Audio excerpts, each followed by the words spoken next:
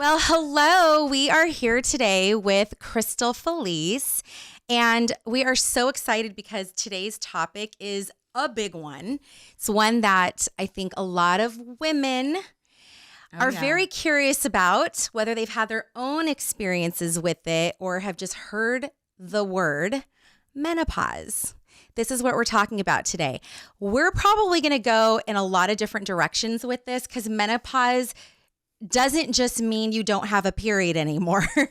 There are things like the hot flashes, the vaginal dryness, like loss of hair, brain fog. Yes, I was going to say the list goes on. And actually, this is probably one of the biggest topics we've heard about from our friends, followers wanting to know more about menopause. Get someone on there that can tell us and inform us about what we're going through right now. So we're so happy you're here with us, Crystal. Thank you. Thank you so much for having me.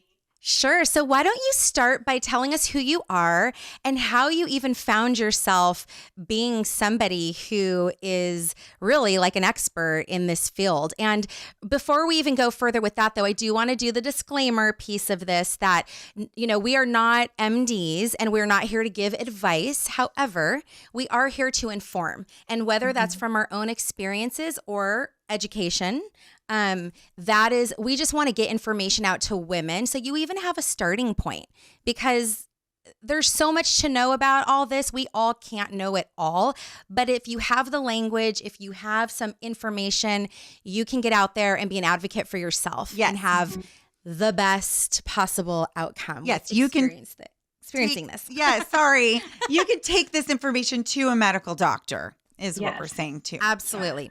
So Crystal, tell us about you. All right. So I have a background in pharmacy. Actually, I started as a fashion merchandiser. I went to school in New York City and then completely pivoted into pharmacy. But so I started getting my symptoms during pharmacy school, actually. I noticed I would get 3-day migraines before my period every month. They had a gynecologist there. I would go to her and she's like, "You're on birth control. There's no way it's that. Here's some ibuprofen. You're fine." So I kind of suffered through that through all of pharmacy school. Had the anxiety and stuff, but you just think that's just school. So can I just stop you real quick? Yeah. Because you just named a couple of things that already are like red flags that a lot of women don't think about: headaches, and you also said anxiety. And so when I was even describing menopause with a couple of words, those two things didn't even come up, but those, as you'll explain, are part of it. But I just want to highlight that if that even speaks to you right now, those are already things that are under that umbrella of menopause. Yeah. And I was like 29, 30 years old. Okay. I was keep that in mind too. So it started young for me. Wow. So I became a pharmacist and, I wanted to help people as much as I could.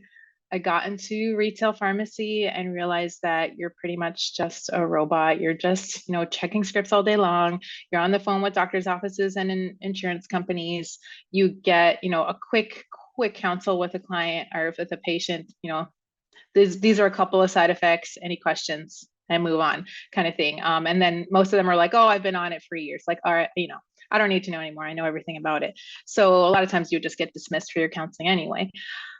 So honestly, I was pharmacist for a little over 5 years and I was already getting burnt out. And I was like, this is not what I went to school for. I wanted to be that accessible healthcare provider for everybody, which is how a lot of people see pharmacists. And a lot of people will come to me and be like, "I trust you more than my doctor. You know the medications, the side effects more than them. You take the time." And that's what I wanted more of. And I just wasn't getting it. And then I had started doing my own research for my own symptoms. And that's where I had followed a functional medicine practitioner and saw that, people were like, "Oh, you're great. I feel so much better." I'm like, maybe this is just the route I need to go in. So first I started with a local naturopath. Can you really quickly give us just a brief explanation? Because there might be some people listening who don't know what is a functional medicine doctor and what's a naturopath. So the naturopaths, I guess it depends on how some of them will practice. A lot of them will combine both conventional, Western medicine with a little bit more holistic and natural ways. So functional medicine really takes the time to look at what the root causes are, what's going on, why are these symptoms happening. Let's not just, sub out a medicine for a supplement. Let's actually see what's going on, because a lot of that is happening where people are doing polymedicine and just now they're polysupplements. So it's you don't want to do that either. A lot of times you'll find more functional medicine doctors and health coaches and practitioners. They're going to be the ones to really dive deep and see the body as a whole, take into account stress and sleep and things that everyone may not think about, that has huge issues with side effects and symptoms. So lifestyle factors, maybe. Right. Like, yeah. So the naturopath, and I'm sure there's amazing ones out there. I just didn't have a good experience. So how do I want to get that out there? I know there's amazing doctors out there. But first of all, I ordered my own hormone test because I knew that I wanted it done. I wanted to know what was going on. You could do that online. But the problem is not many people know how to read it. So I gave it to him and he's like, oh, wow, this is the first time I'm seeing it. I'll see what I can get from it. He put me on testosterone cream, which was not the right thing to do. I felt awful. I stopped it immediately. And I felt lost. I went to doctors for my headaches. They would put me on muscle relaxers, more ibuprofen. They gave me an antidepressant to try. They gave me bupropion for anxiety here and there. And I was like, oh, this is not what I want to go through either. Sounds like it was all just covering up symptoms, not getting to the root cause. Yeah. So I, had followed this functional medicine practitioner. She was all virtual. And I was like, let me just try and see if there's something that's missing. So luckily I was able to send her the hormone test. She ordered a GI map, a stool test to see what's going on in my gut. And we saw some things going on. So we saw what's called leaky gut.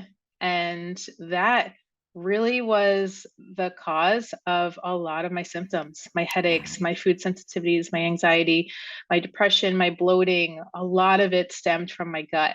So I did have some hormone imbalances, but that is also related to the gut. So, we worked on a little bit of that, definitely lifestyle. She looked at my cortisol, which is our stress hormone. She looked at those levels and she's like, you're going to die if you don't take care of the stress. It's going to kill you. And I was like, okay. So that was my wake up call. I was like, okay, yeah, I knew stress was huge. Just in pharmacy in general, it was such a stressful job. So from there, I was like, we did the protocols, and about 4 to 6 weeks later, I was feeling so much better. And I was like, I need to get into this. Like, I need to learn more. More women need to know about this. It's kind of magical when you can get to this place, right? Yeah. Like it's like a code. Yeah. Yeah, I was like, none of these doctors could figure this out. Like, I was educating my own gynecologist on blood sugars and why I was waking up at 3 to 4 in the morning. And she's like, oh, I never knew that. So then I enrolled in functional medicine school. And that was 2 years. And then you take a certification exam. So I had known going into school that I wanted to start my own business. I wanted to, get out there, because those positions aren't really, usually if you find a functional medicine practitioner, it's somebody that had started their own business. So nowadays you're seeing some clinics adopting more functional medicine, which is awesome. So that's how I just knew I wanted to just start my own thing. She could do it virtually, I could do it virtually. So it was like, let's go. So I just learned it all myself, and I was like, I'm just going to do this. And I was big on Instagram as it was. I had started posting while I was in school, getting the information out there, and then just started taking clients and took off from there. Amazing. I know so many women right now, around my age, that are just starting that journey. They're realizing that going to their general doctor, going to their gynecologist is not helping them get the answers that they need and the relief that they need. And so it's wonderful that there are people out there like you that have gathered this information and are helping women, because we have full-time jobs and raising kids and a full life. You don't have time to access all of this information and diagnose yourself. And It's just too much. And it's such a shame that women have had to go through this all these years. But I do think what is awesome right now is that this conversation is happening more and more, and that the information is so much more widely accessible. But with that said, you can go down a rabbit hole. And so I know that I personally am somebody who I like to do a lot of research. I like to learn a lot. But without having a guide or somebody who's a little bit more of an expert in that field, you start moving into, because I mean, we were talking about leaky gut. I mean, that's a whole nother path that we can talk about, which has to do with nutrition and, you know, all these other things. Absorption of minerals. Yes. Stress hormones. I mean, we could start talking about adrenals, and like, these are big categories all on their own. So when you are gathering information, to not have somebody that's kind of your guide or go-to can feel very overwhelming.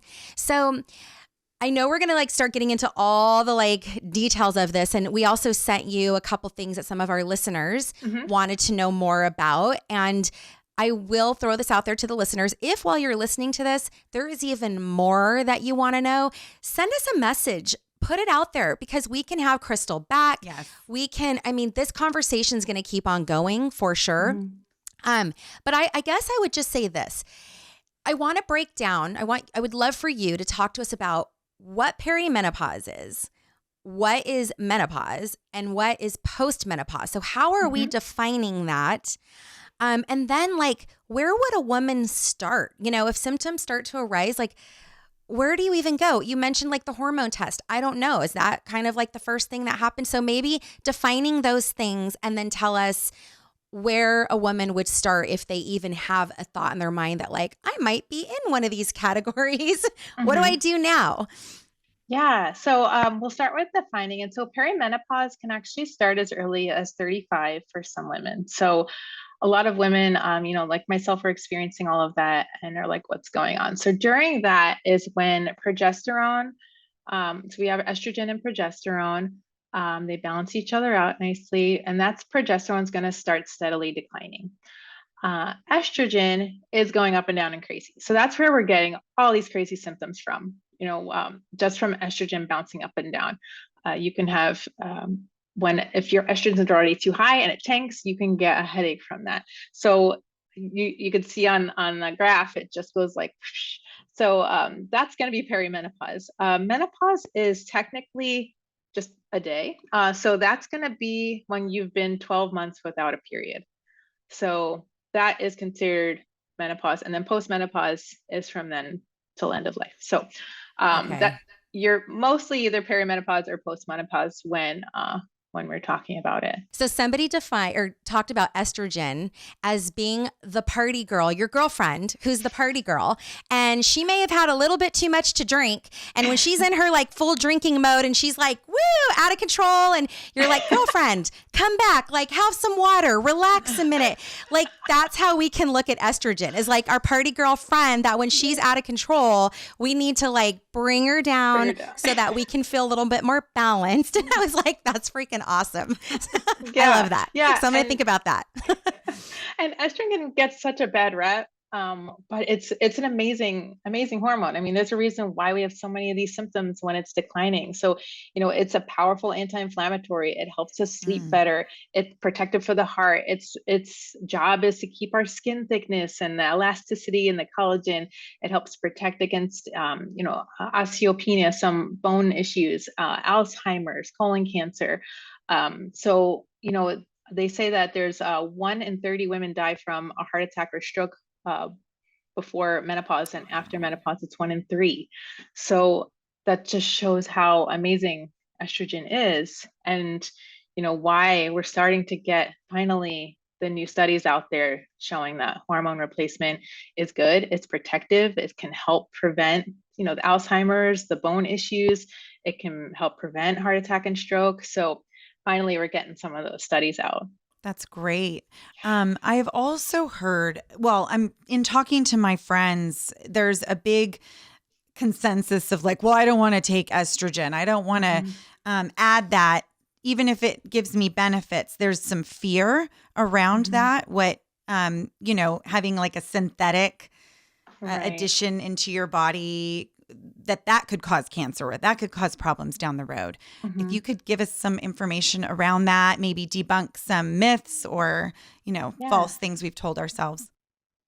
Yeah. So it was the 2020 Women's Health Initiative study that recently came out. So that's where we're getting this new info from. But for a decade, we were told that estrogen, no, it's going to cause cancer.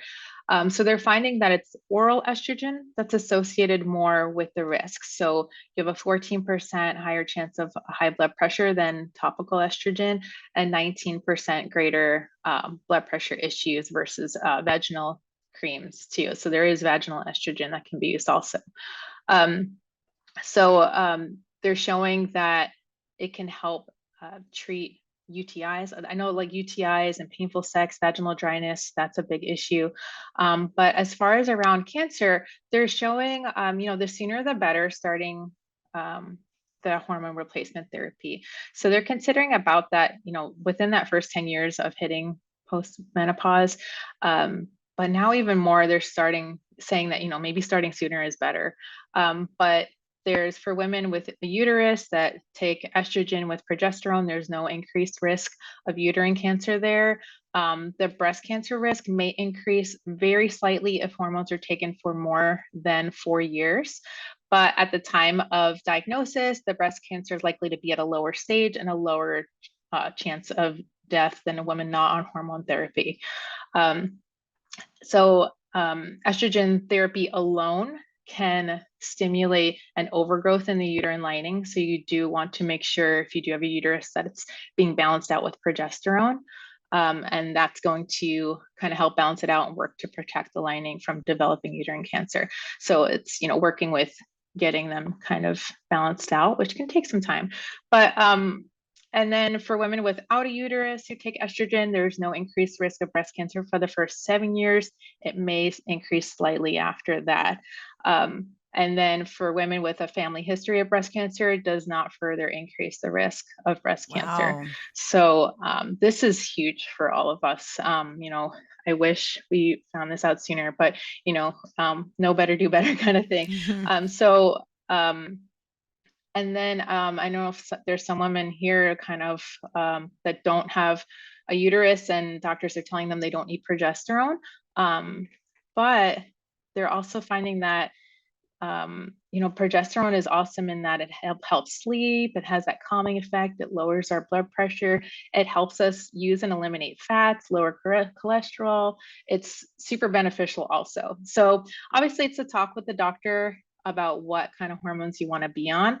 But as of right now, they're finding, just the topical patch for estrogen that just has estradiol in it. And for progesterone, the options are, if you get like a micronized progesterone topical, or permetrium is the capsule. So that's the just progesterone. Want to make sure that progestin is common out there, and that is not bioidentical. So you want to make sure that when you are using them, try for a more bioidentical. So that means that it's the same form of the hormone that we make in our body. So you're just really just replenishing what your body synthetic. makes. There's a difference. Right. The other is synthetic. That is the progesterone is a bioidentical. You're adding in. Okay. Right. So you're just really helping your body out. And for women that are in perimenopause, if you do get tested, if you do get your hormones tested, like myself, my estrogen is okay for now, but my progesterone is tanked. So, you could just start the progesterone now and help with all of those symptoms. My night sweats went away. My headaches are so much better.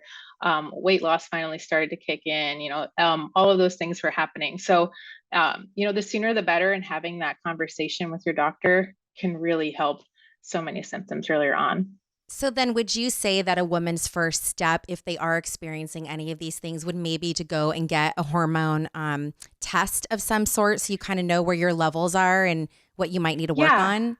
And it's not always necessary. So the hormone test that I run is pricey. It's about $400. But it will tell you everything from stress hormones to B vitamin metabolites to your melatonin to estrogen, progesterone, testosterone. Like, it gives you the whole gamut. So in my opinion, it was worth it to find that out and know as soon as possible.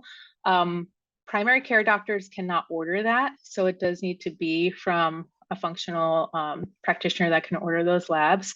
Unfortunately, a lot of doctors, when they test it, they'll just test the blood, and it's not the greatest way to see your estrogen. So the test I use actually uses urine metabolites. So it's super easy. It's just a home test. You just pee on a piece of paper and let them dry out and then mail it in. And then they send you this beautiful chart and breakdown of everything. So that's amazing, especially if people have tried everything and they're just like, I don't know what's going on. But for myself, I know it's costly. So I'll take my client's symptoms and kind of put it all together. And I'm able to piece that together and know, okay, this is what's going on. So this is where we're going to work on first. Because a lot of times there are a ton of lifestyle things we can work on to help support the body naturally. So, stress is a big one. Our sex hormones, if you're stressed out, they're taking a back seat because they're like, you're running from a bear. You got to take care of that right. first. Right. So, it goes back to caveman days. It's like that autonomic nervous Absolutely. system is like, what the heck is happening right now? Yeah. we're not trying to procreate right now. We're trying to survive. Yeah. And if you're stressed Interesting. out, digestion's not going to be great. So that's where you get the bloating and the constipation. Besides hormones decreasing as well, it has a huge effect on it. But there's definitely things that we can work on, like especially in my case, the leaky gut. So I needed to start with repairing my gut first and foremost, and then add in the progesterone and kind of work with my body that way. So I kind of do that with clients as well. Don't necessarily need that test, but if they want to kind of go on their own, you can order that test on your own. And I believe it'll kind of assign you to a practitioner, or you can just get the labs and bring it to somebody to read for you. But that's an option if you really want to get a good look that at might everything going on. A good place to start too is get that gut checked out. We're finding out that's the second brain. Mm-hmm. We're hearing so much more about the gut and how important it is. And really, then you're just trying to, everything in your body is able to balance out once you fix whatever that issue may be. I thought it was really interesting that you brought up cholesterol. And I've been hearing that women hit a certain age and all of a sudden they have high cholesterol, even though they exercise and they haven't changed their diet. And it's like, what the fuck? I'm doing everything I'm supposed to do. And then what they want to do is just put you on this medication that then has a whole other mess of side effects. Yep. And it's like causing more problems down the road. So it's just fascinating to me how connected all of these things are and how little we really knew as women. And how little our doctors know in helping us solve these problems. And it's just so connected. Yeah, I think there's some crazy statistic, like only 13% of doctors are really trained in menopause, or, it's just, they really don't know. They haven't had the training. So in their defense, but I do think it's also part of our responsibility as practitioners to research on our own, see what's out there, what's going on. Some of these studies take decades to come out. So, a lot of people are like, oh, I'm not going to take that supplement because there's no studies on it. And it's like, yeah, but what if you start to feel better? Wouldn't you, you're going to waste 10 years until you get a study that is usually done in somebody that's completely 100% healthy, or it's in males. Women weren't even in studies until 1993. So, how can you trust all that old stuff? So, sometimes you just have to be your own advocate and, be more in tune with your body, which is what I like to teach my clients. Start to learn your body. What are you eating something that makes you feel like crap afterwards? Now, learn that stuff, see what happens to your body. And I consider, people to take a headache as a gift. Unfortunately, I was like, what's going on with myself? But now, I'm like, okay, why do I have a headache? Am I dehydrated? Do I need some more magnesium? Do I need a nap? Like what, like sometimes it's something like that instead of just, taking ibuprofen, which is going to wreck the gut even more and not get to what's going on, the root cause. So the headache association with menopause is something I had never heard of, or migraines specifically. I have friends that have horrible migraines. I mean, I'm hoping maybe this could be her fix. That would be life-changing for her. Yeah. And especially, so for premenstrual migraines are very common, and that's what I had. And it's because right before our period, all of our hormones tank. So, they go low. That's just what they do. But, and around ovulation, it's highest. So if people are even getting headaches around ovulation time, it could be that there's too much estrogen. We're not clearing it. We need to work on the liver. We need to work on the gut. If people aren't pooping, they're not getting rid of that excess estrogen. And if it's sitting in that gut for too long, the bacteria are amazing beings. They can produce these enzymes that take estrogen, they inactivate it and let you poop it out. But if it's sitting there for too long, some of them can produce so much of this enzyme, it's going to turn it back on and reabsorb it. And then your estrogen is like, so Oh that's my gosh, where, this is yeah, fascinating. So if yeah, you're backed up and you aren't able to go to the bathroom for, I don't know, I know people that don't go for like Days. 5 days. And I'm like, how can you even function? It sounds awful. But on top of the feeling that gives, then it's fucking up your hormones too. Yeah. I'm like blown away by 100%. this information. I had no idea. Well, this is what I do love about a couple things. The mindfulness conversation I think is so huge because I don't think a lot of people pay attention to the signs that are happening, or we have so many go-to pills or whatever we can take. Sometimes we don't even need that. We just need to slowly change something in our daily lives. So to me, that's amazing. And it's funny when you were saying, why not take something even if there's not 1,000 studies on it yet, if it makes you feel better. So I've been playing with taking black cohosh for heavy periods. And at one point I thought, because things were very clotty, and that had never happened to me in my younger years, but my 40s are a whole nother decade of life and love and all the things. You just never know what you're going to get. You don't know. And so everyone's like, go get scanned. You might have, this, or you might have this going on. And I did, and all parts are looking good, which, hallelujah, thank you. But I'm like, but it's not looking good when I'm going to the toilet and these clots are dropping out. Like, am I having a miscarriage? Is this just a normal period? Like, what's happening? It's insane. And by taking the black cohosh, I will say, that's just been one supplement that has actually worked very well for me. And again, going back to this may not be for you, but how would you even know if you didn't dabble? And I'll tell you this, I would much rather play with that supplement than take the freaking cholesterol pills that the doctor's trying to push down my throat, which, by the way, I didn't get into it with the pharmacist, but I reluctantly went up to grab my prescription. I'm like, I don't want to take this. I really don't want to take this. And the lady next to me is like, she doesn't want to take it. Does she have to take it? And we're having this whole conversation of it was hysterical, but I'm like, no, that will go on the shelf because now I'm trying all these other things first. Yeah. And it's important to see things. So that's why I love functional medicine, because we'll see things as high cholesterol as a warning sign. So cholesterol is released when there's some inflammation going on. That's its job. So, our blood sugar's off, or, is something going on in the gut that's causing inflammation. That I was one of the people that were having high cholesterol. And I'm like, how? Like, I am working out. I am eating as healthy as I can. So that was an issue with me. And then another also for thyroid. Our thyroid is our canary in the coal mine. It's our warning signal saying, hey, something's not right here.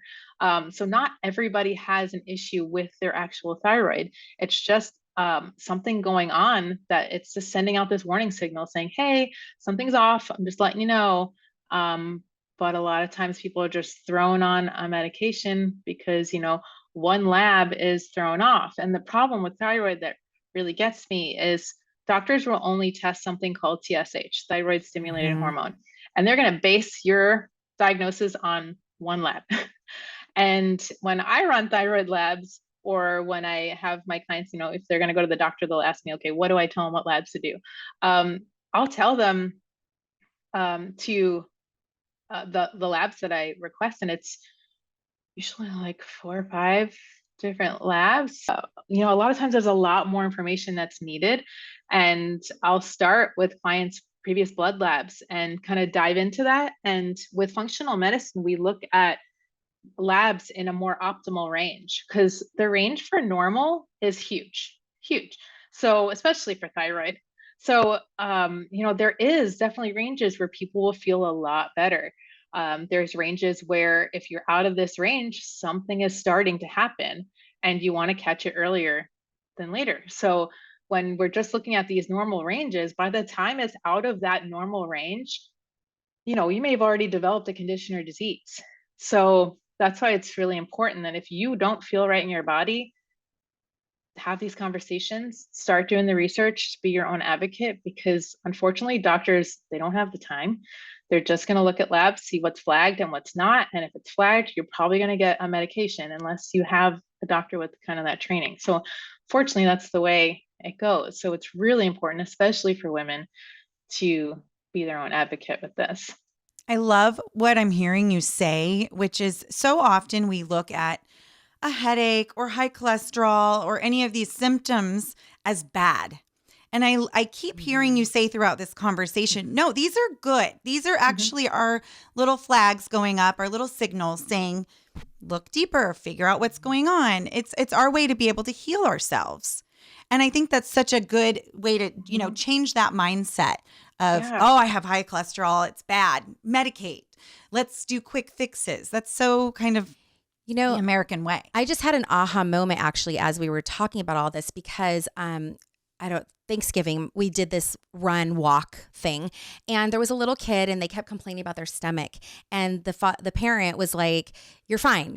Just keep walking. You're fine. And that just came to me right now because I think a lot of the messages we received when we were younger is suck it up. You're fine. Just get back out there. Keep doing what you're doing. Or here, take this. Like you just said, have a headache, and you have a stomach ache. Take this and keep going.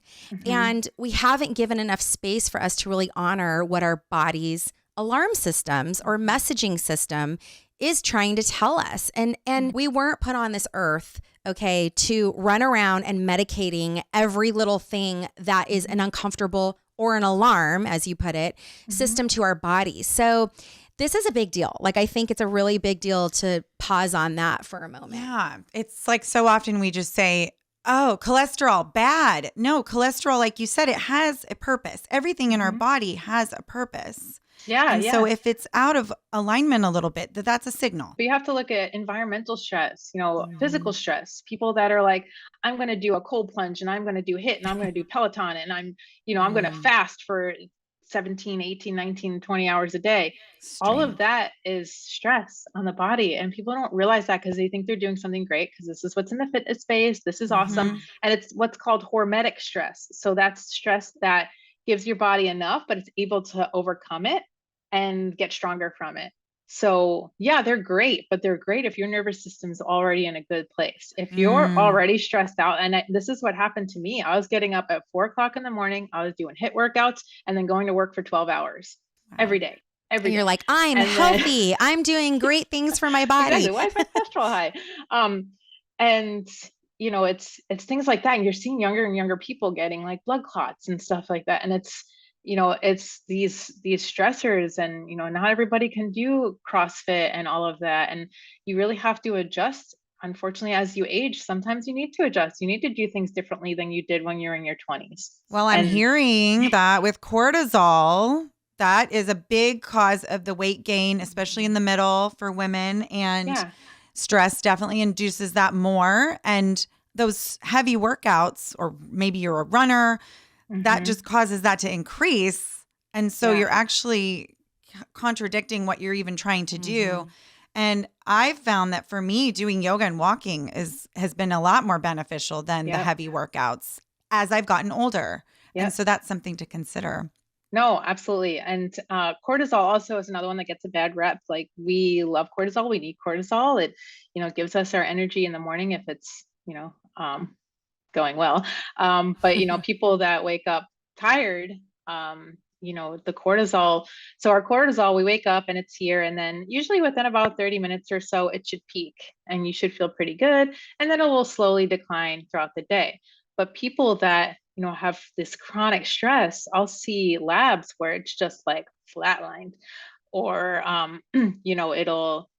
it'll not peak and it'll just start low and then just go down throughout the rest of the day. Or I'll see people that, some people that can't fall asleep well, cortisol is peaking in the evening and you don't want that either. So Stress is a huge one with that. And the big issue is that, so we're stressed out, and with cortisol also releases blood sugars, and that's where we're getting a lot of this blood sugar dysregulation going on. And more people are pre-diabetic or becoming diabetic or having insulin resistance, because you get to a point where your body's like, okay, I have nowhere else to put this blood sugar. So, our blood sugar, when it's high, and some of it can get into the cells, then it's going to go through the liver. It can get stored in the liver. Then it'll go to the muscle, gets stored in the muscle. And then after that, anything that's excess, especially if you're having big meals with a lot of sugar, which, well, like American diets usually are, it's going to get stored in fat.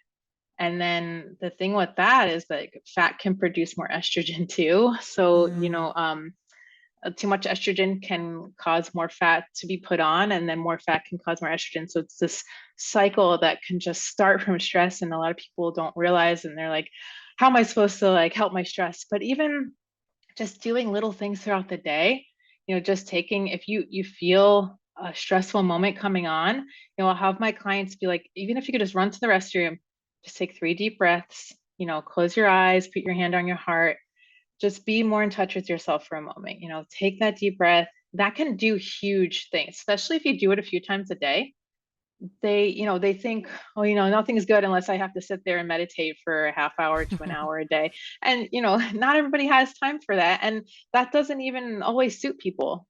So, meditation isn't for everybody, but it's just, you got to find kind of what works for you. And there's so much information out there that people think they just need to do it all, and it gets overwhelming. But you just have to find what works for you. And there's so many things. Like, I don't know if people will see in the fitness space, but we have what's called a vagus nerve. And if you activate that, which you can do through singing, through humming, through gargling, are some of the quickest ways to activate it. That helps bring our body back down out of that fight or flight. So something as simple as that. And it's funny because before I learned about this, I would find myself at work like humming to myself a lot. So it was like my body was trying to relax me while I was at work. So it was kind of wild to see that our bodies are pretty smart. We just have to listen to them. And that's an Yes. easy way to really help. I've found I do these like big exhales. I'm like, oh gosh. Release. If anybody was around, they'd be like, are you okay? What's going on? Yes, your body like my body's just being like, we got to get this shit out of here. Move it out. But yeah, stress is a big one. And it sounds, again, so like it sounds simple. And then it also sounds like, well, how am I going to get rid of my stress? But I think if we continue to understand the body, it's intelligent. Our body is working for us, not against us, right? And it sounds like it's so individualized too. Yeah, and so getting the tests done, figuring out, I love that your tests follow throughout the day. I don't even know how that's done, but that's amazing because that's what is really needed. And I'm wondering if maybe that's why there just hasn't been a lot of studies for women, because there are so many fluctuations with our hormones. Yeah, our hormones even just are on a in a 28-day schedule. Yeah, our men have a 24-hour schedule. Yes. I don't care if they can wake up the next day and everything's back to normal. Ours are 28 days. So that's huge, to figure out. And with the hormone test, that's another thing. People will be like, oh, I had this blood test done. I'm like, okay, where in your cycle were you? They're like, I don't know. And I'm like, well, that's huge. Yeah. You need to take these tests if you're still cycling during a certain point in the month, because that's where we're going to get the best information and kind of gauge from there. And, if people have been on birth control, like I was on birth control for 20 years, I had no idea what was going on. People don't realize that being on birth control shuts down your hormones. It's not helping you. It's not giving you hormones. It's shutting everything down. And then you're getting what's called a pill-induced bleed. So when you take those inactive pills, that's, the hormone stopping, and then your body releases the lining. So I didn't know that. I didn't even know like what ovulation was. My body, I had no idea what was going on. I was not in tune with anything. So once I stopped it, my body like exploded and was just like, here's all these hormones. I don't know what to do with it. So, here you go, have fun with it. And so I had to start tracking. I use an app and a morning thermometer, still use it after 5 years. I've been doing this now. And I track temperature, and when our temperature starts to increase, we're ovulating, it's getting ready to have an egg. Once you become more in tune, oh, it's so cool just to be like, our bodies are amazing. Like, okay, and that's another thing, because during perimenopause, if you're on birth control, you're not really going to know kind of what's going on with your cycle, because this is where we can get longer cycles, shorter cycles, things are starting to get wonky. So it's a lot harder to track when you're on something that's giving you, a period here every month. So once I got off of it, some women don't even have a period for months to a year after coming off of birth control. I was lucky in the sense that, I had already been kind of eating healthy, supporting my body, that when I came off of it, my cycle started pretty normal. But my acne came back like crazy. So the problem with going on birth control, if you're going on it for a specific reason, it will just act like a band-aid. And then that problem will be 10 times worse once you get off of it. I never had cystic acne, and then I had it when I came off of birth control. And I was like, what the hell's going on? And it didn't kick in for about a few months after. But once you become more in tune, and now you're like, oh, okay, wait, I'm 24 days. So then that was 26 days. And, you can kind of see what's going on. Did I ovulate? Did I not ovulate? And that's really, I mean, they're talking about our cycle. I think you had mentioned it being like another vital sign. It's really tells us so much about us. If we're not ovulating, something's going on, so it's huge to get more in tune with your body. Exactly. That's what I'm hearing you say. Getting in tune. Everything is about getting reconnected with yourself. And it's just heartbreaking to me that we just put these young girls on birth control, and actually yes, we don't want them to get pregnant. It's kind of the best thing we can do right now with the information that we have. But in turn, we are separating themselves from their cycle, which, like you said, gives so much information about the body. So now we have this fake cycle, basically. Right. And there's nothing you can learn from that or read from that. Yeah, I think if more women knew that, maybe they would think about it more. And obviously, like, I'm not putting down, I think birth control is amazing. It got me through going through school without getting pregnant. So, Yes. That's great. And if it helps some girls get through a really painful time, then that's awesome. But I also think they need to be educated on this and be like, okay, this might help you for right now, but don't be on it for 20 years like I was, because at least when I would have some girls come to me that were just getting started on it, it depletes some vitamins and minerals in the body too. So I would have them, at least start like a really good multivitamin or something to at least help the body a little bit while you're on it, because you're losing those B vitamins, and then they're, becoming low energy, they're becoming depressed then, and they're like, what's going on? It's your body's losing these vitamins and nutrients, and they're not realizing, oh, it's this birth control pill that they told me is gonna, maybe I'll get a little nauseous from, and that's it. So as long as the education's getting out there, obviously I'm not gonna put down all medications. I do have that pharmacist background. I know that it's life-changing for many people, but I also think that women just aren't getting that proper education that they need. I had no idea. Nobody told me about any of that. It was like, oh, it might make your boobs big and clear up acne. Like, great. And you don't want to get pregnant. Yeah. Sign me up. I'll do it. Exactly. That's pretty much all I knew. They may have said nauseous, or there may be some spotting in the beginning. Fine. Okay, whatever. So there just wasn't that knowledge or information out there. And I love that you brought up the absorption of minerals, because I am just learning this. Vitamins and minerals, certain ones cannot be absorbed into your body when estrogen is high. Is that what it is? Or if you could explain that to me a little bit. So what's going on is we have decreasing amounts of estrogen during menopause. It can slow down the process of food passing through the GI tract. So when the digestive process takes a little longer, then we're getting more water reabsorbed back into the bloodstream. That can increase gas, bloating. That's where you can get some of that constipation.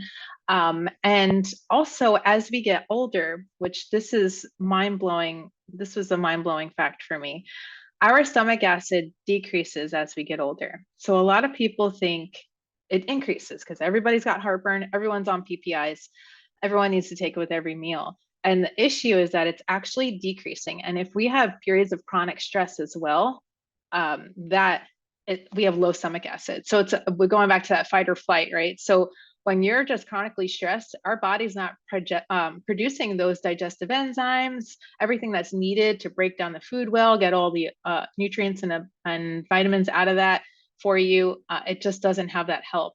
So what's happening is food is sitting in the stomach longer than it should be. And then that gas and acid is getting pushed up. It weakens the sphincter between the stomach and the esophagus, and it allows acid it's just acid in the wrong place.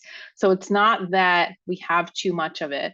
That decreased stomach acid is huge when it comes to low B12, low magnesium, and low iron. And we'll see that in a lot of women in particular.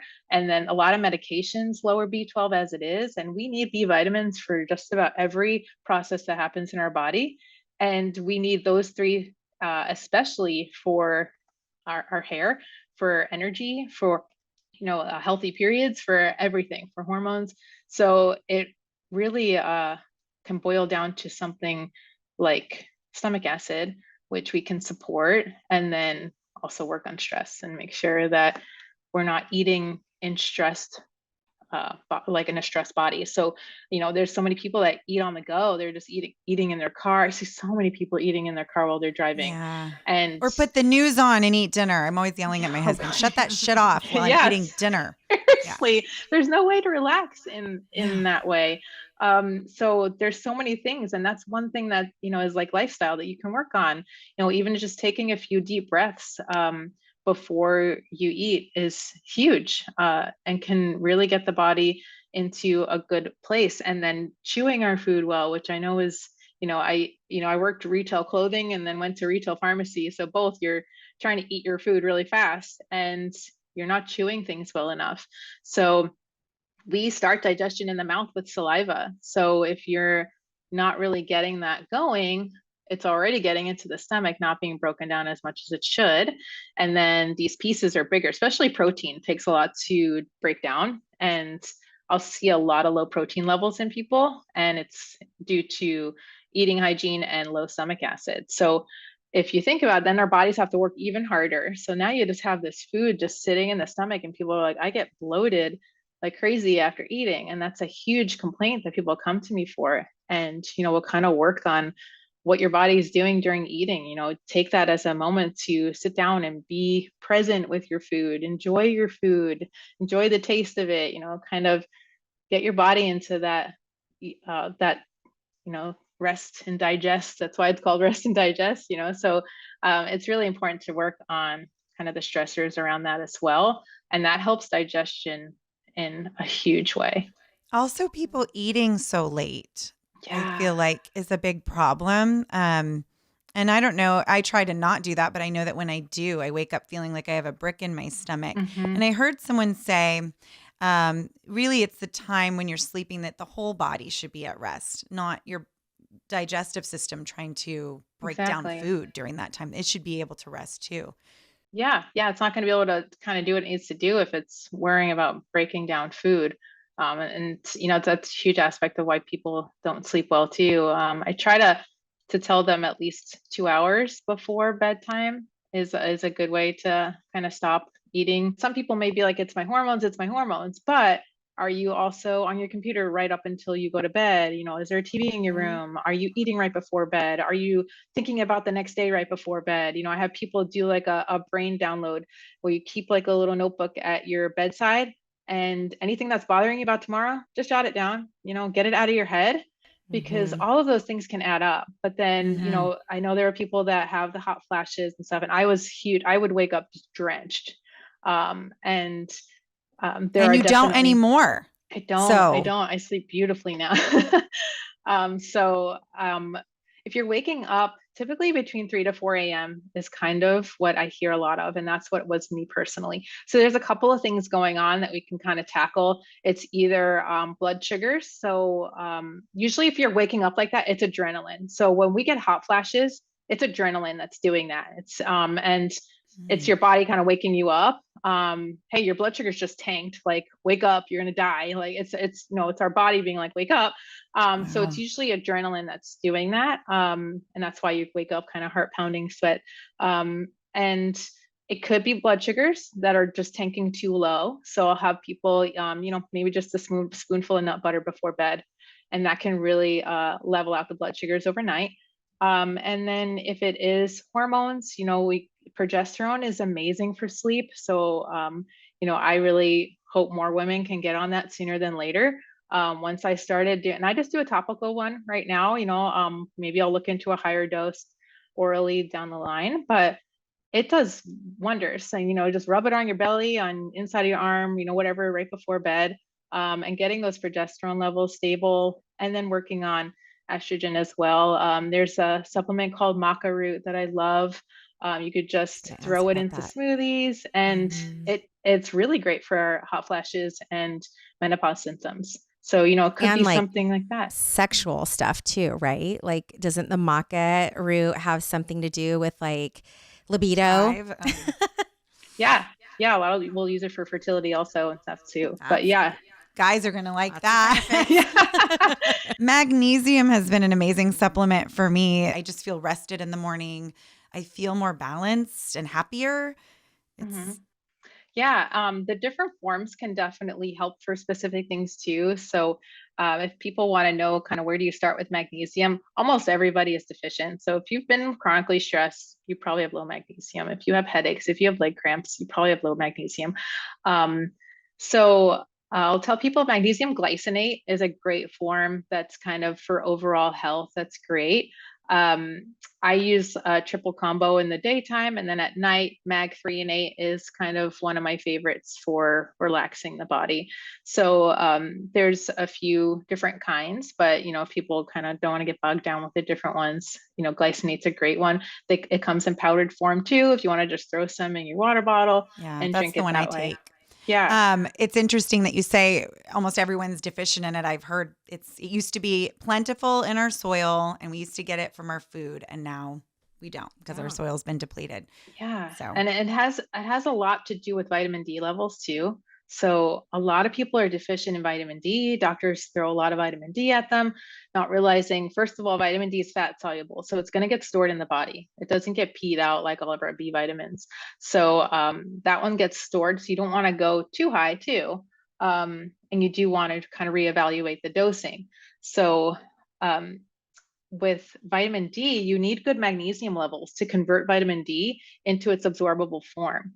So I don't put anybody on vitamin D until we work on magnesium first. So, there's a lot of other things that kind of go hand in hand. And wow. vitamin D needs K2. So I use a vitamin D K2 combo. So you kind of have to go back and see, instead of throwing more, at Mhm. somebody, figure out why isn't it being absorbed. And for me, I had to change my vitamin D to a liquid version. Vitamin D capsule wasn't working. Same with magnesium, especially when I was working on the gut. The capsules weren't doing anything. I would go a whole year taking vitamin D capsules and it would go up 1 point. And Wow. that's when I was like, what is going on? So I switched to a liquid, I got more magnesium going on. So sometimes, it's a matter of that. And if people have been kind of going back and forth, there is what's called a hair mineral test where, they take some of your hair, they test that and see if your minerals are just way off balance, and kind of where you can go about with that too, if people are kind of overdoing it as well. Just got to make sure they don't take our hair extensions. Like, let me Yeah, give you no. my actual hair, not the extension. So Like, you're dead. You have nothing. you have nothing. Oh no, we're gonna have to do infusions now. So what about?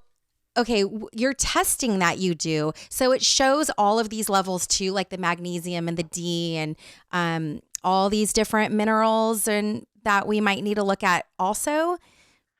So the hormone test will show specifically the B vitamin metabolites. Um, Okay. the magnesium, unfortunately, is not part of your kind of annual. So I will ask people to have their doctor do a red blood cell magnesium level to test Okay. it. Um, and vitamin D, usually you have to ask to add on also. And not all insurance companies are covering vitamin D, which is wild to me. It's But crazy. there's those are you kind of have to ask for. You can get a good idea with kind of your annuals though as So well. when you're working with your clients, and this is where, again, I feel like it's so important for somebody to have like that expert that is kind of guiding them. So even if they are working with their medical doctor and maybe also working with somebody like you, these are the questions you're asking them. And then you have your own labs that you might be doing, like the saliva testing and that sort of thing. That's Yeah. also checking different Yes, I can order the stuff. functional labs if it's needed. Okay. I can order all blood labs too. Just sometimes, if people are already going to get labs done with their doctor, I'll just be Right. like, here's Okay. the ideal panel, and they can just have that kind of added on to get a really good idea. Because same thing with blood sugars, A1C gives you, the 3-month time frame about how your blood sugars have been.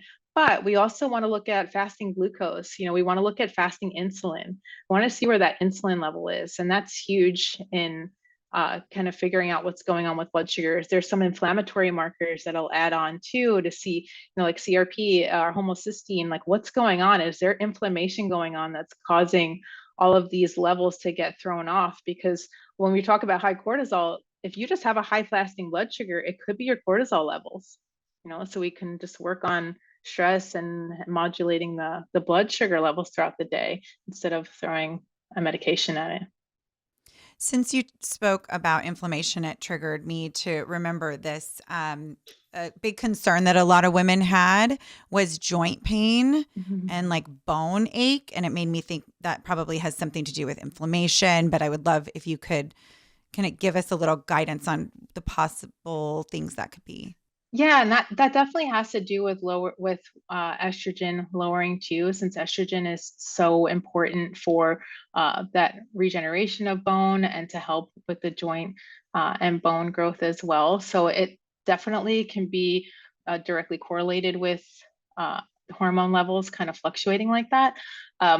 But also, what I'll see is kind of going back to the gut, and if there is that leaky gut going on, if anything is kind of getting reabsorbed in the body, it likes to deposit in joints. And I'll see that Mm. joint pain in people that kind of have some gut issues also. So it's not uncommon to kind of get that from gut as well. So it is also estrogen, but also the gut health. Which is great because you look at all that it could Mm-hmm. be. And that's Mhm. what's wonderful about you. You don't just zero in on one thing and do a bunch of quick fixes. You really look at the full picture. Yeah, because it really could be a few different things going Hmm. on. So you kind of have to put lifestyle and labs all together. You can't just take the labs and run with it either, because that's just a moment in time. So I will look at things to get kind of to see if there's a pattern, but I really will look at maybe the last 6 months. And anything older than that was, a moment in time. Were you sick back then? Or like, I don't know, maybe. So it could throw off a lot of things. And you can't really, just take that and run. You have to really see what the current symptoms are, or what the current pattern has been with symptoms. Really listening to somebody and what their symptoms are is going to tell me a lot more. And then the labs kind of will either be like, yeah, that's what's going on, or something else maybe in the gut needs to be tested or something like that. And you work with men too. You don't just work with women, correct? It's mostly women. Because Mostly. Okay. yeah, since it's mostly I'll work with hormones. I can help them if their main issue is gut. But when it comes to hormones, it's really just been women that have been Mhm. reaching out to me that are just like, I am so tired of trying everything, and they need Yes, women help. are tired, Yeah, they've just, been and through the overwhelmed. gamut. Everybody's come to me after they've been to, 20 doctors, and they're just like, Hmm. I don't know what's going on, so I kind of take everything and kind of um piece it all together. And some will come to me from other functional medicine doctors too.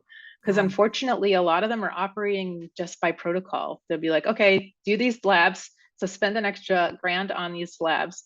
And then we're going to give you this protocol of supplements. And then that's it. And then we'll throw you in a group, a Facebook group.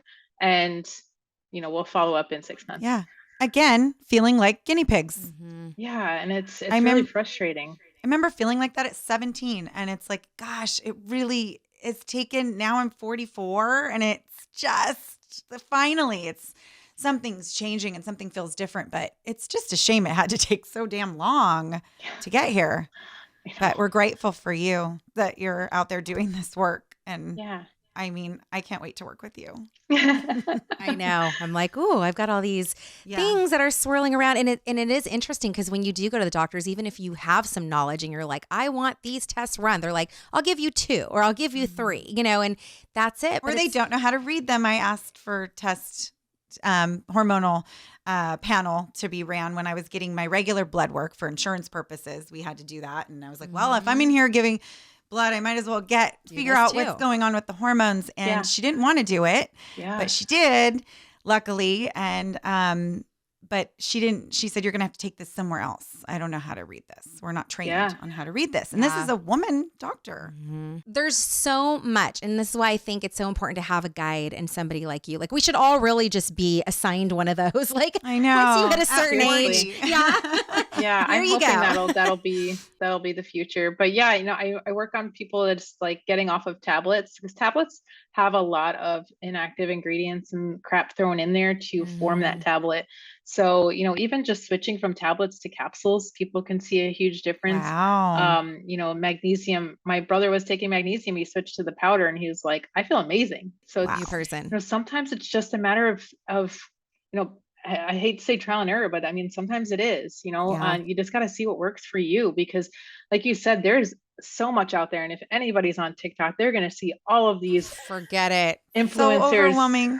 promoting all of these supplements, and these supplements sometimes are just jam packed with so many ingredients that I'm like, okay, that one can mess with your testosterone, that one can mess with your thyroid. If you have thyroid issues, you don't want to be taking that supplement. So sometimes you do need that person that's your guide to be like, oh, that supplement, maybe it is causing more harm than good because it's got too much crammed in there, and maybe we can kind of dial it in. So a lot of times if I'm recommending something, it's very targeted to what's going on. And I'll recommend some for some rapid relief while we're kind of working on lifestyle, because, people want to feel better faster. But, I definitely take people off of them too. And I think it's important for everybody in general to go through supplement vacations. So, if you're on something for about 6 months or so, take a few months off, because supplements still have to get processed through the liver. So, people think, because it's not a medication, everything is great, but your body still has to process it. So it can still get bogged down, and we need to really support our liver to help it with hormones and to help it with blood sugars, to help with everything. So I love to use like castor oil packs. I don't know if you've seen those. Those are huge for helping the liver. That was one of the first things I started when I was starting my gut health journey, to kind of help, because being on birth control for so long really was starting to have me develop fatty liver. And I'm like, what? Like, this is wild. So, supporting our liver is a huge part of it too. Wow. I had no idea birth control could cause or contribute to fatty liver. That's something you're just a wealth of knowledge. I'm learning so much. I also never knew you had to take breaks from your supplements, your vitamins. I'm like, take my vitamins every day. I have my nighttime and my morning. And it never would have dawned on me that I need to give it a rest sometimes. Yeah. Even just if you just want to, and what the good thing about doing that too is it gives your body a chance to be like, oh, did I really need that? So do I still feel amazing 3 months later? Oh, maybe I didn't need that. Maybe I got my levels optimal, and I fixed my lifestyle enough that my body is supported now. My diet's better. They're supposed to supplement things, and people kind of use them as treatments. So if we kind of see them as that, okay, they're supplementing, they're helping me get past a certain point. If you still feel great, then I can notice if I miss my magnesium. So I'm like, I need it. But in multivitamin, sometimes, see if you can take some time away during the winter. I'll take more zinc. And then, when it's summertime, maybe I don't need as much zinc. I'll look at like nail health is huge.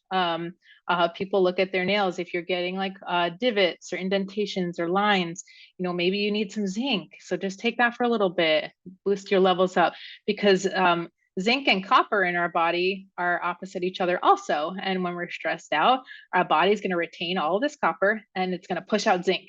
So that's why when you're stressed out, often you get sick. Your immune system craps out on you. I'll notice like nails will start to get brittle or breaking, and things start falling apart. And it's because of this balance that needs to be restored. So sometimes you can just restore it and then move on, and you don't need it for a lifetime. It's fascinating. It is. You had me thinking about, I'm going back to those menopausal symptoms, the dryness, skin. When you were talking about nails, I'm like, yeah, not only my nails are brittle, but my hand, especially because we're in winter, my hands are so dry. Yeah. Fortunately, it hasn't gone down south yet, but I'm still be excited about that. Yeah. From what I hear, it's no fun. But how can that be corrected, or what are the causes of that? Again, is it estrogen? Yeah, and it could be that estrogen's not in balance. So progesterone can really help with that as well. So progesterone can help increase scalp hair. Some women are actually, their testosterone is off, and they don't realize like women do need testosterone also. So if libido is tanking, that's a huge sign too, that could be, maybe there is some testosterone that needs to be prescribed. And you just do like compounding pharmacy, get topical, so you could start low and just find what works for you. So it could be that maybe it is time for hormone replacement and starting with a low dose estrogen. It could be but I wouldn't necessarily kind of jump right to that. It could be more some vitamins or minerals are going on. B vitamins are pretty big with that, and helping, and zinc. So kind of figuring out hydration. Yeah, maybe drink more water. Hydration's going to be huge.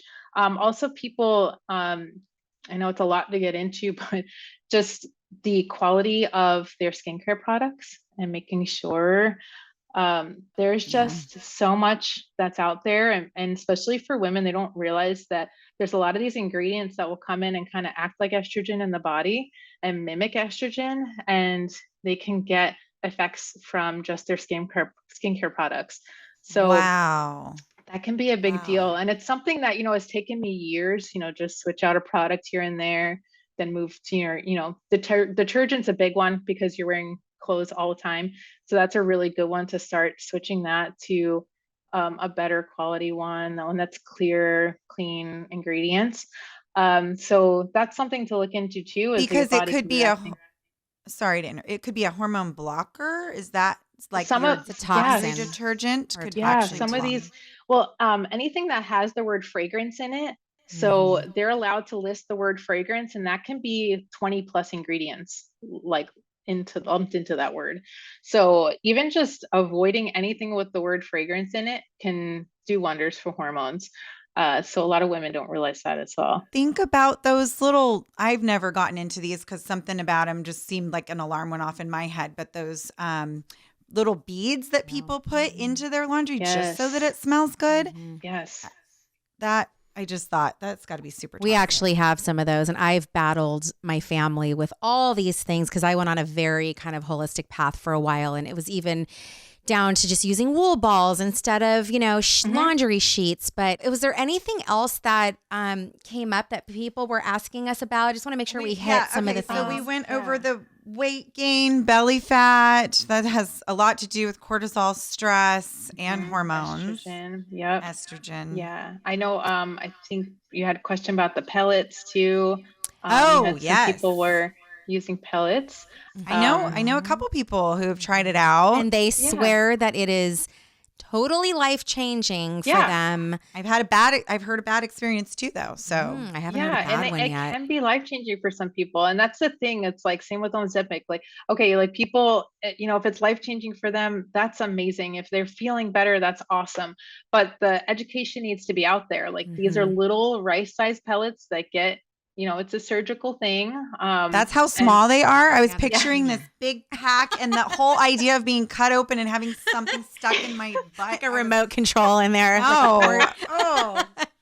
I was like, I'll be able to feel it. No. Yeah, no, they're little rice-sized. It just freaked me out. Yeah. And it's called a pellet. That also doesn't sound very good. I know, They should change that. Something better. But my issue with it is that, okay, once it's in there, it's in there. So they slowly dissolve over the 90 days. So the thing with it, so if you were previously on hormone therapy and then you're switching to the pellets, you're still going to need that overlap. And like, as I said earlier, it takes about 3 months to really figure out what's going on with hormones. Like hormones need time to adjust. Unfortunately, people want these instant results, but it does take time. So there was a recent study from the North American Menopause Society that said that women that used hormone pellets were more likely to experience some of these mood swings, anxiety, hair patterns. So either like thinness or hair loss, acne, weight gain. So sometimes these doses are just way too much. You can't adjust them, which is really the issue. And you just get a swoop of these symptoms right off the bat. You said you cannot adjust them. So like right. they're So in Once you. they're in, They're but in. like you Once can they're in, they're adjust on in. like the next implant, right? Like the next implantation, can't they be different levels at that time? Yeah, you can definitely, you would evaluate at that time, see how you felt, and adjust if needed. The issue with, especially if it's a testosterone one, is the lowest dose is 75 milligrams. So, if you need something lower, you can't with the pellet. So, for some people it's amazing, but if you get too much testosterone, you can have abdominal weight gain, you can have insulin resistance, you can have blood sugar issues. So you can wind up kind of causing other issues, so it's with hormones, you don't want to go too high too quickly. You want to give your body time to adjust to these things, going even with supplements, going low and slow is what I do for everybody. We need to let the body adjust to these things. You can't just expect it to just, feel amazing when you're throwing these doses at it. That everybody's going to be individualized when it comes to what dose is going to work best for them. And then you got to balance that out. So you can't just have this crazy estrogen going on and then progesterone is still tanked. You really have to kind of get this good balance. And when like there's a combination patch that some women will use in menopause, and first of all, it has a synthetic progesterone in there. So it has progestin in there, but you're kind of stuck with these doses, because they're both in there together. So you can go higher or lower, but you can't adjust each individually. So it's always best, if you're going to do hormone replacement therapy, that I do recommend women do them separately. So you can have the estradiol patch and then have the progesterone topical or the oral capsule, so that you can really balance it out, give them their time. You start one, start another, and then balance it out, and then kind of adjust accordingly. And just it's a matter of being patient, but it's best to kind of have them separate so you have that option. All right. Yeah, great advice. I think we kind of already talked about this, but tiredness, brain fog, forgetfulness. Yeah, that's also going to be huge for estrogen declining. Also, as estrogen declines, that we have that B12 declining as well, which is also going to be an issue with stomach acid. And then just in general menopause and just hormones being messed up, we're going to have that poor sleep. So that's definitely going to contribute to tiredness. Having that stress is going to, with the cortisol, that's going to contribute to that as well if our cortisol is tanking. And then just, with estrogen levels fluctuating so much, you can get that flood of adrenaline, and then once that adrenaline goes away, you're going to feel exhausted. It's like when you have that sugar high. So you can definitely get those fluctuations and being like, I felt great this morning, and now I'm just like, like so many people get that afternoon crash. A lot of times it's a matter of balancing blood sugars, just that's really does boil down to that, as much as some people may not realize it. But I know a lot of women that skip breakfast, and that's a huge part of it, because you're already setting yourself up kind of for a roller coaster, unless you're doing your intermittent fasting or I was just whatever. going to ask know. you about intermittent fasting because Yeah. I've been dabbling and it's been working really well for me. I Mhm. feel the most like myself again. Yeah. And I don't even feel like I'm starving. I just eat between a certain window during the day and I try not to go past, 7 o'clock at night. So it's like, hasn't even been that hard for me. But I'm curious as on your thoughts about intermittent fasting and menopause and how I they're think, related yeah. or if they're not at all. And it's just an individual choice.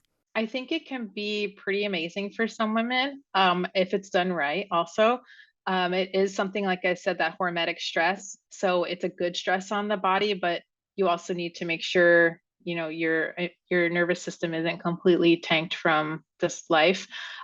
So doing it that way, I think, is amazing. And for people that want to get started, just doing a basic 12-hour to start is awesome. So yeah, if you are able to just stop eating earlier, because then your sleep is most of it. So if you're able to get a good amount of sleep, that's going to be a lot of your fasting time. So I think doing it overnight is best. So just starting to aim for, even if it's just like 7 p.m. to 7 a.m. kind of thing. The what I've been reading more about in research is kind of the magic number is anything over 12 hours. So if you can make it to that 13th hour, there's some magic there. But just giving your body even just 12 hours break to get through things, to replenish, to repair, that can really do wonders for helping the gut repair and everything. And then during the day, just making sure that you're not just kind of cramming everything into one meal, because some people really do need to work on these blood sugars. And for that, you really don't want to be snacking throughout the day. It's really great to have kind of those 3 solid meals. And for women, especially, they're not eating enough protein. And protein is going to be huge for keeping you full. It's going to be great for putting on more muscle, which we need as we get older. And it's going to help with those blood sugars. So, getting some healthy fats and protein and fiber is going to be huge for keeping blood sugar stable. So, if you're getting 30 grams of protein, is usually how people start per meal, you'll notice huge changes in wanting to like snack in between meals. I used to be crazy with snacking in between meals until I really tracked my protein, and I'm like, oh, okay. I definitely wasn't getting enough. Like, people think maybe 1 egg in the morning is fine. 1 egg is only 6 grams. So you kind of have to balance it out with a lot of other things. And once you start working on that, and then fiber is huge, especially for the gut. For the gut health, we want happy gut bugs. So working on anywhere from like 25 to 35 grams of fiber, and that's starting slow and low with that, because then you'll just get bloated and feel terrible. So those are a couple of things that, if people are really struggling with sugar cravings and just getting those blood sugars under control, is going to prevent so many conditions down the line. So just upping the fiber, upping the protein can really like make a wave of changes. So it's huge. Yes, amazing. Even just when you were explaining all that, it's like, yes, of course you're going to sleep better. Of course you're going to have more energy. And it's just another tool that you can implement.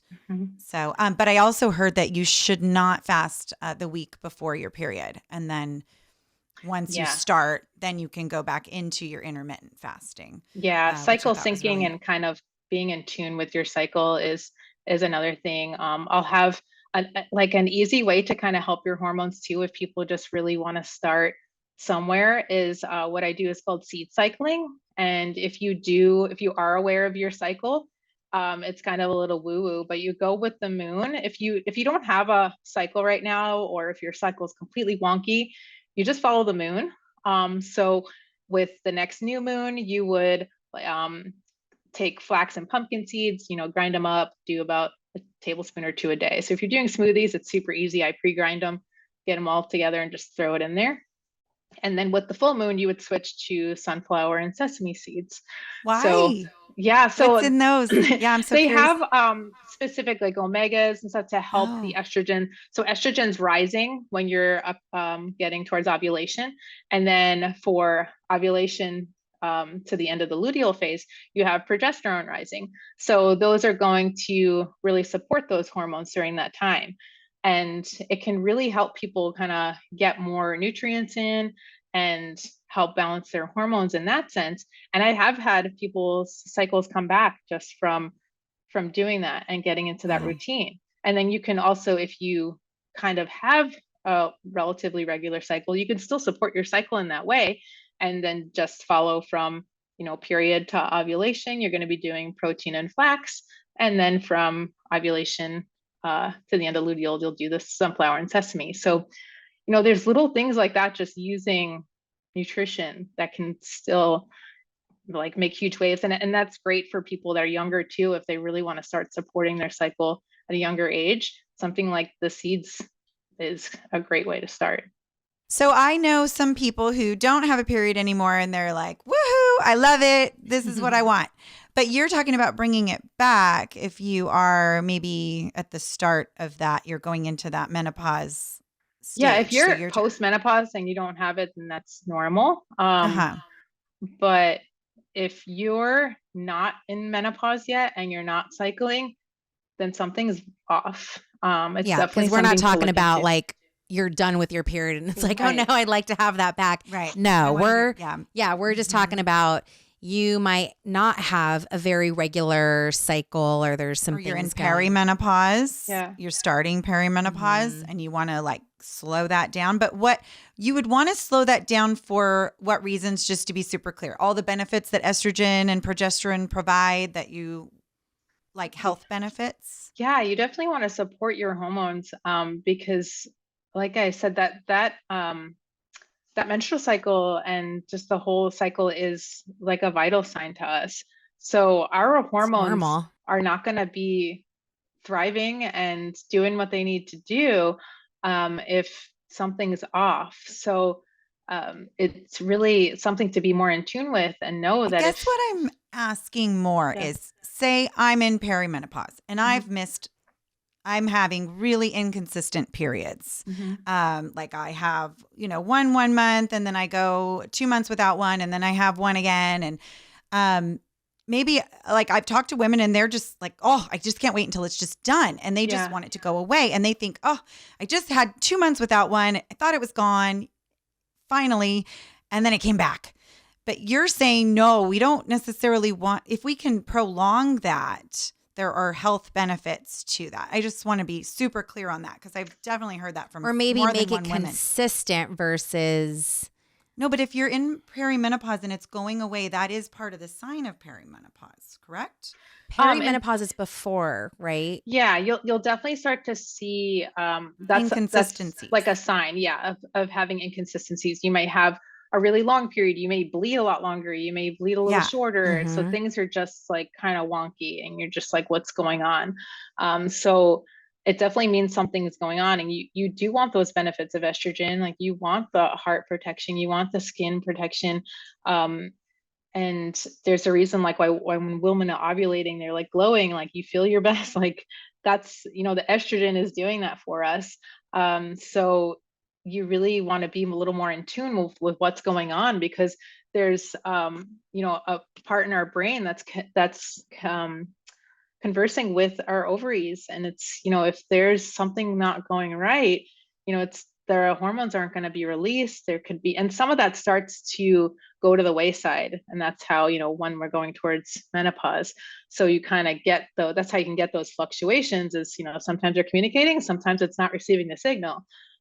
So that's how you can kind of get a little bit of wonky estrogen. Is that kind of what you're asking though? I'm so glad you cleared that up because I think there's a misconception with a lot of women thinking that this is just a part of perimenopause and it's supposed to do this. I'm supposed to be having inconsistent periods. It's just a sign that I'm in perimenopause and eventually I'm going to wake up and I'm not going to have it anymore. Yeah. And so I think that's where there's a little bit of confusion there out there in the world with. Yeah. It may seem pretty amazing to not have it all the time, but you really go ahead. Sorry. No, you really need to like take it as something's off. Okay, so I guess just to clarify that even more. So like is there a way that it's supposed to really go down? Yes, thank you. Yeah. Like, is there like, if this happens, this is typically the way it's supposed to go versus, if you are having it 1 month and then you're not the next month and then you are, like, at some point, is it supposed to technically be like, okay, I'm, 40 years old and all of a sudden this month, no period. Next month, no period. Next month, oh, boom, a whole year went by. Like, is that ideally how it's supposed to happen? Or are those fluctuations, can they be considered part of the normal process? But we'd like them to, like, like, at what point That's exactly what I that was saying. transition, like, what's the best way for that transition to happen? When you go from perimenopause to menopause, because menopause we identified as no period for a whole year. So how is that supposed to happen as seamlessly as possible, or what's normal? And it may not be kind of seamless for some people also. So it's kind of tough to kind of pinpoint an age since it will be different for everybody. There is Yeah. some studies that will show about 44 to 65% can be genetics. So you can kind of see like maybe how old your mother was and kind of get an idea like, okay, I may have several months around here where I don't have my period and kind of gauge from there. But if you're in your 40s, that you should still be cycling. Okay. So it's really if you're having the inconsistencies, it's something to kind of look into. You may need to start maybe hormone replacement therapy sooner than later, because you really want to keep that estrogen as long as you can, and you want those levels to be optimal as much as you can. So you Into kind of older age. So there's an age that it is acceptable to start missing periods and weaning Right. away from. Okay. Yeah, you'll And definitely get to that point. And I mean, some women it's, in mid 50s, could be 60, kind of depending. But in your 40s, that's typically still considered perimenopause. So you would want to be supporting your hormones as best as you can through that. And that's how you can really have a little bit more of a seamless transition if you're kind of aiming for that, is supporting your hormones sooner than later. Because if Okay. you're keeping them wonky, that just means menopause may be kind of brutal for you. And that's how you can get some women that are like, I feel amazing. I don't know what all these women are complaining about. Maybe they were doing all these things. Maybe they were supporting their body sooner than later. And they were able to kind of have that almost seamless transition. They're like, okay, I guess I went a whole year without a period and here I am post-menopause. So now that the studies are coming out there, I'm hoping that people will get more and more aware of hormone replacement therapy and not scared of it, and help their body a bit sooner. And then, then when it's kind of your body's naturally kind of diving off, you'll still have that hormone replacement in your 50s and 60s, but in your Yeah. 30s and 40s, it could be signs that things are out of whack. Right. Yeah, so that's what I was going to Yes. ask you. Like, so cycling is natural. When you're not cycling, those could be indicators that something is deficient or off in your bodily system. So that would be something to get in tune with and go, why am I having Exactly. 2 consistent periods and then 1 not? Like, I should look at that. Can be a flag. Right. And then go into look and see where my hormones are, and maybe I need some more support. Right. And maybe that's where you start to play with some of those different seeds and things like, and other things too. But that's really an indicator if you're not cycling on a regular. But if your mother went into menopause, full blown, stopped at like 43, and you're 42 and starting to have, then maybe it's not as concerning. Or Right. It could be. And it could be so like it could be things like my mother was a smoker too. So I kind of take it, there are some environmental aspects, some lifestyle aspects that could bring the hormone issues on sooner. So you kind of have to see. So that's probably why that's that big range of like 44 to 65. So, but it kind of can definitely give you an idea of being like, okay, what's going on? But typically if it's in the 40s, that's pretty rare to be postmenopause unless you had like chemo that put you into that, or you had hysterectomy or something like that, something that's going to put your body into postmenopause earlier, that could happen. But typically if you're in your 40s, usually it's just perimenopause, and it's a matter of supporting your hormones and kind of getting them a little more optimal. It's not common to have postmenopause or, missing a cycle then. Super helpful. I think that's going to help a lot of women. I also want to bring up fibroids, and you had talked a little bit about the clotting, heavy bleeding. Anything you can information you can give us about that? Or is that very individualized? That's definitely a sign too. You want to look at if there's heavy bleeding and if there's PMS, like heavy PMS things going on. It could be that the liver is not processing out the estrogen.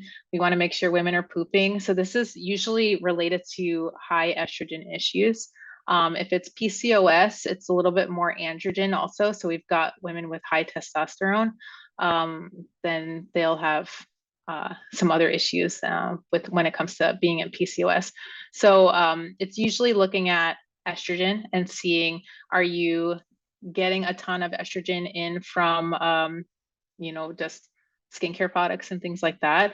And then just not clearing it well. So are your gut bugs, like I said, kind of switching it back into an active and reabsorbing it. So back either to that gut. either the gut's, messed up, constipated, or the liver is kind of bogged down too. So sometimes there's support, upper support that you need to look at too, to get everything kind of moving smoothly. But a lot of times it has to do, like for my case too, I was very what they call estrogen dominant. So I just didn't have that balance of estrogen. My estrogen was wild. I was getting those migraines. I was getting crazy cramps. And I was just like, what's going on? So a lot of times it has to do with kind of that imbalance going on. So if I'm having cramping right now, because it actually I could feel it last night when I was trying to go to sleep, and I know that I am ovulating. Is that a sign of high estrogen? Could be. Well, that's when our estrogen is going up. So it could be that it's for some women it's kind of normal. But if it's kind of annoying and painful, it could be that your levels are here is normal, but your levels are kind of bringing it here, so it could be just a little more support with the liver. Some castor oil packs kind of help flush things out, make sure we have good fiber going on so that we're pooping good. A lot of people also don't realize that when you poop, it should be like a full evacuation. They're like, oh, I'm pooping all the time, but it should be relatively a clean wipe. Not like a breakaway.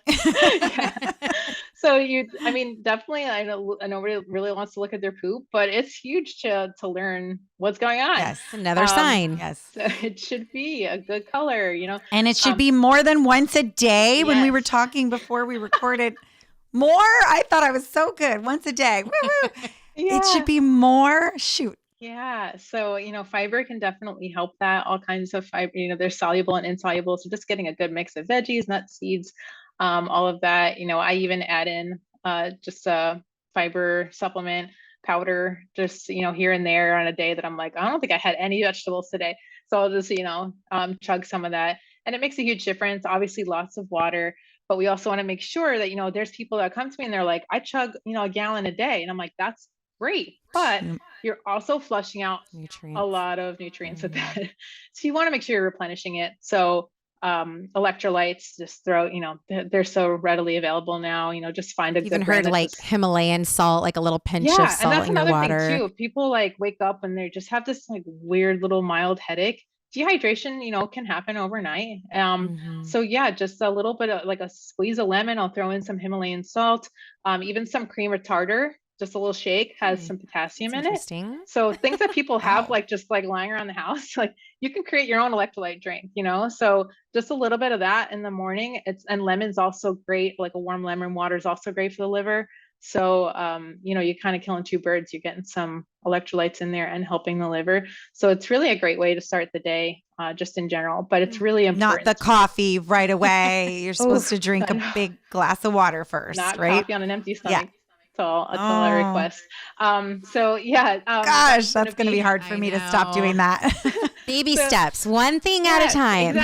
exactly. Yeah, all those small things add up to huge changes. But yeah, just making sure that you're getting the hydration with the electrolytes in there, because just plain water can definitely flush things out too. You don't want your pee clear. Like, we're not aiming for that. Like, Oh. you want a pale yellow. If it's Oh. clear, then you're overhydrated. So Oh. you want to make sure Wow. that you're getting some electrolytes in there. And that's where you can get like a twinge of a headache. That's why I like having that magnesium powder. So if like during the day I'm like, just to like shake it up, drink it, and it usually takes it away. So once people can become a little more aware of that, like, Oh. oh, did I just go hiking and sweat and I'm like, I have a headache? Yeah, it's because you're probably dehydrated. So How amazing. So you could just, instead of popping an Excedrin, which I do, not very often, but it's like if I have a headache, that's what I go for, because it gets rid of it right away. But I could just have a little magnesium in my water. That's what the body really needs. So now you're healing yourself and not just covering up with a Band-Aid. Yeah. Great. And you look beautiful. Your skin is amazing. So if you're doing all these things, You're definitely glowing. Makes me want to start doing them. Yeah. And I mean, obviously, this wasn't an overnight thing either. So I've kind of been at this for quite some time. I think 2012 was when I really kind of started, like, hit my like rock bottom, and started with, I saw a picture of myself on my birthday and I was like, that's what I look like? Like, what the hell is going on? So that's when I was like, I need to do something about this. So that's when I really just started with health and fitness. And then from there, so I was, health and fitness coach for years before I even got into functional medicine. So it's just been slow and steady, changing little things out here and there, and it all adds up. And now I can kind of start people at a better place than where I was. Like, I have a lot more knowledge now to be, what's a little bit better swaps and stuff to make. But really just slow and steady is going to be what's best. Whatever you can sustain is going to be best. If you can't do cold plunges every day, that's fine. Even just splashing cold water, like, you can just splash cold water on your face and get a very similar reaction, or just like, I like that. Cold burst after your shower.